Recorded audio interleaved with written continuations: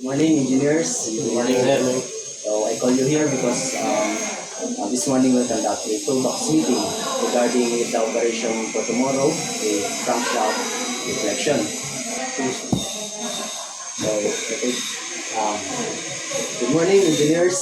I call you here because we conduct a Toolbox meeting for later operation on conducting a crankshaft reflection. So the purpose of this meeting, of course, is to discuss the safety and also to disseminate the task of each one of you. So when we talk about safety in our working environment, of course, we wear PPE or personal protective equipment. So such as coverall or protective clothing, helmet, gloves, air muffs, and safety shoes. And the assigned task, so Engineer Dumangas, please inform the bridge that later in 1600 hours we will conduct the crankshaft deflection. Yes, sir. I will inform the bridge at 1600 hours. We will have the operation. We will commence operation, and the engine will be shut down for the next 4 hours. And if the captain will have a concern about the weather, I will inform you as soon as possible. Thank you. Engineer Missy, please ensure that the engine is shut down and the workplace or the work area is clean and to avoid an accident that will happen.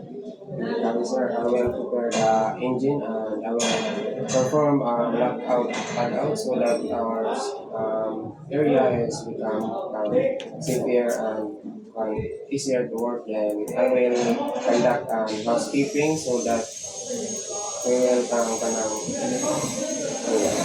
our operation is become safer and faster. And don't forget to open the desktop so having the front page. Thank you. And you, Engineer Tulinon, I will please prepare the tools that are needed and check also the spare parts if available in our workshop. Yeah, either I will prepare the tools needed and the spare parts. I will also sir, if there is additional tools and spare parts needed, I will inform you also for operations. Thank you. And before I forgot, please read the manufacturer's manual for later smooth and no delay operation. So, any suggestion? Yes, sir. I will do the task of conducting documentation to our operation, sir. Yes, thank you. And please fill up. Yes, sir. I will also fill up the. Taking pictures. Yes. So I think that's all for this meeting. Please do your task for later operation. Yes, sir.